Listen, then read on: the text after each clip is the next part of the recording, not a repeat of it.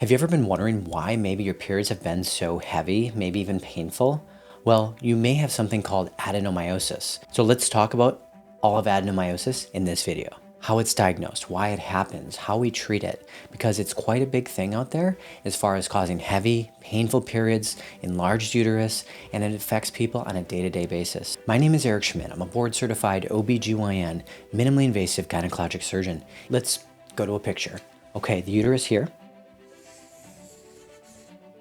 Vagina, tubes on each side and over, just like all my other terrible drawings. Here we go. So the endometrial layer, where all the bleeding comes from here. Let's briefly talk about endometriosis. So a lot more people are more familiar with that term, at least from my office and when I talk about.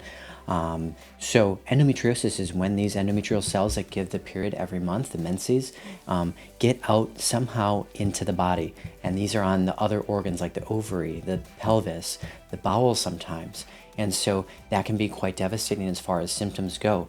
Now, adenomyosis is when these endometrial cells, again, in a different area than they're supposed to be. They're normally supposed to be here, but somehow they get into the uterine muscle. They start doing their same proliferation and bleeding in that muscle, same as it's supposed to do right here, but where it's not supposed to be. The body recognizes that. It starts this big inflammatory process. It tries to wall it off. But the ovaries, the hormones, are still trying to stimulate on, give or take, a monthly basis, these endometrial type cells.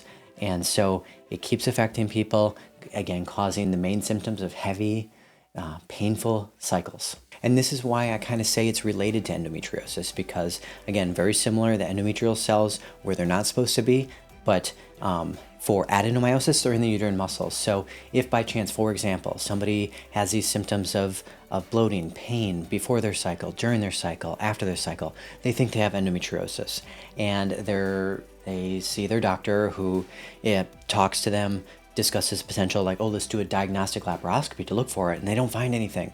I would say that actually happens quite a bit when we're doing these potential diagnostic laparoscopies or potential excision procedures, is if it doesn't fix the symptoms, it might be adenomyosis inside the uterus, where that is still causing very similar type symptoms, just can't be seen at that time.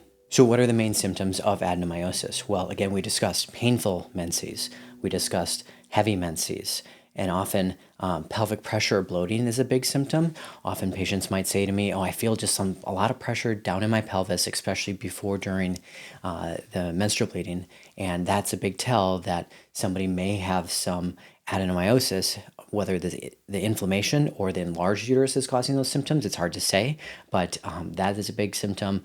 And because, again, that inflammation is often spreading to the pelvis, people have pain with sex, and also maybe even fatigue, because it's just exhausting feeling that way. Or they are exhausted because they're bleeding so heavy and they have anemia. So a lot of different symptoms can result because of adenomyosis. And so please, as always, if you're feeling like, I have heavy bleeding, I have painful bleeding, but I'm just going to consider it normal. No, go get checked out.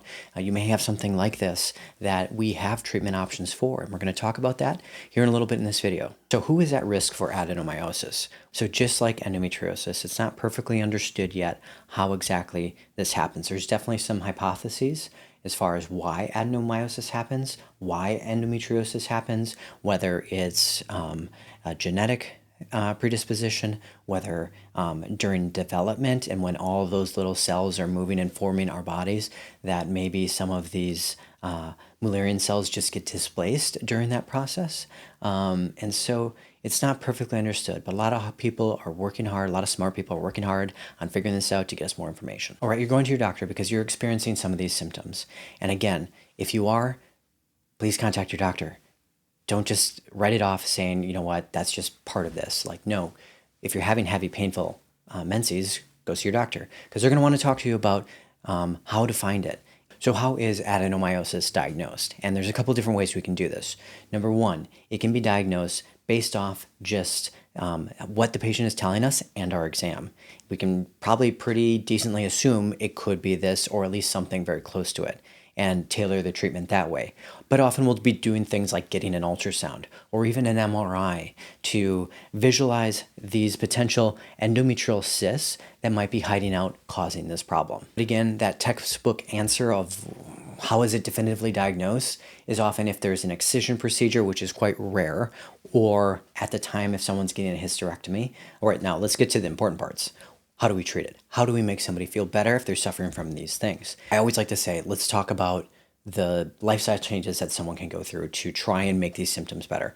And what I mean by that is, again, these are endometrial cells. We know that they're hormonally regulated, and trying to have a normal, consistent signal to try and make it so that these cells are bleeding when they're supposed to. There's not a lot of inflammation surrounding the time of menses. And having a good diet, a low inflammation diet, whether that's like a Mediterranean style diet, decreasing those foods that really cause further inflammatory markers is good. Exercise, great anti-inflammatory.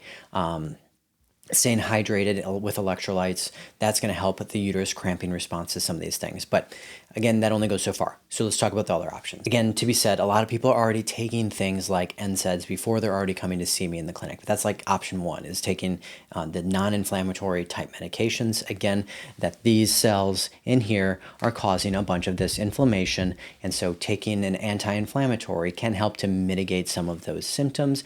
Again, it's not going to make it perfect, but it's going to make some of these symptoms at least more tolerable as we're finding the best tailored treatment for each individual patient. Some people might think I work for the IUD companies when I am continuing to suggest them. However, that's not true. Not getting paid by them.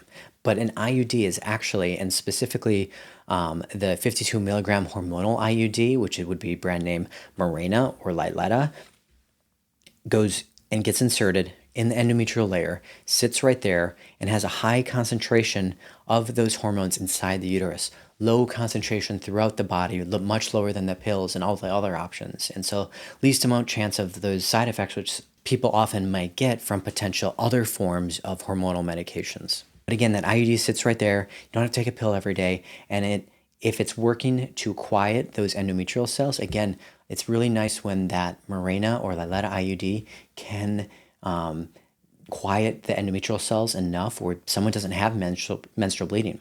Same idea. If the IUD is suppressing these adenomyosis cyst implants enough where they're not bleeding, they're likely not causing those inflammatory markers every month and building and shedding where they're not supposed to. And so IUD is actually a great treatment option for adenomyosis. IUDs, they're not for everybody. But if it is a possibility, I would often recommend this. So often for the treatment options, we're doing the NSAIDs as the number one option. People are usually already doing that. And so then we're often talking about the hormonal control. And those would be things like pills. There's multiple kinds of pills, but often these are like birth control type pills. So we call those, birth control pills, or there's many variations, again, trying to quiet down the hormonal signals so these aren't proliferating all the time. IUD, we talked about, it's a great option for this. And there actually are other options too that can help the GnRH. Medications there's agonists and antagonists, whether that's Lupron, which is agonist, that's going to put somebody medically into menopause, not so great symptoms, and or the Orlissa type medications, which the GnRH antagonists can be used for this option. However, they're marketed for endometriosis, so sometimes getting it cleared for adenomyosis because insurance sees black and white. They're kind of annoying in that way.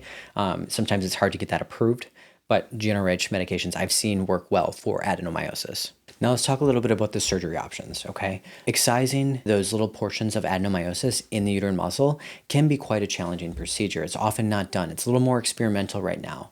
There is some data to show that uterine artery embolization, we talked about that in our fibroid episodes, so we'll try to link those. But uterine artery embolization is when the radiology doctor uses that little catheter in the artery, going up, finding the space of adenomyosis and trying to block the blood flow to that area and hopefully to deactivate that adenomyosis implant there. Again, not used as much, but could be an option for someone who's really wanting to keep their uterus. There are potentially a couple different ways we could do an excision surgery for adenomyosis. Sometimes if it is more really just under the endometrial layer, let's say there, You could do it hysteroscopically, which is nice because it's a less invasive procedure. However, if the adenomyosis is deep inside the uterine muscle, like these two lesions there, that's going to be really hard to excise. And often that area doesn't always look too dissimilar from the surrounding myometrium or the muscle of the uterus. And so it is more of an investigational type thing where they're trying to innovate and make this more of a potential uterus sparing option. But right now, not a lot of people are choosing this option. Now, it often will be a conversation when you're talking with your doctor if you're diagnosed with adenomyosis or suspected to have adenomyosis of whether or not someone wants to preserve the uterus. And a lot of people think about this in a lot of different ways, whether or not it's related to the desire for childbearing or not. And so it's an important conversation. There are a lot of options to treat adenomyosis that would preserve someone's fertility. But if someone is done with having kids and they are talking to their doctor and keeping and preserving the uterus isn't as big of a concern for them, the most definitive answer for adenomyosis and treating it long term would be surgery with hysterectomy. And so it is a bigger surgery. Recovery time is longer than a lot of these other options, but you're avoiding potential hormonal side effects or other things too. And so often if people have completed their childbearing and they're okay with the removal of the uterus, we're often potentially recommending hysterectomy as the definitive choice for treatment of adenomyosis, because often people have dealt with this for so long, it's disrupted their lives for so long that this is the most definitive way to get rid of and treat the adenomyosis. Now, how hysterectomy impacts the body, we have lots of videos on that, so please view one of our other videos to view that. Now, that was hopefully a decent overview of adenomyosis, what it is, how we treat it. If you have specific questions, write them down below. If you don't mind, you made it this far in the video, little like button, like right there, and hit it. Follow along. We love having you. Everyone have a good day.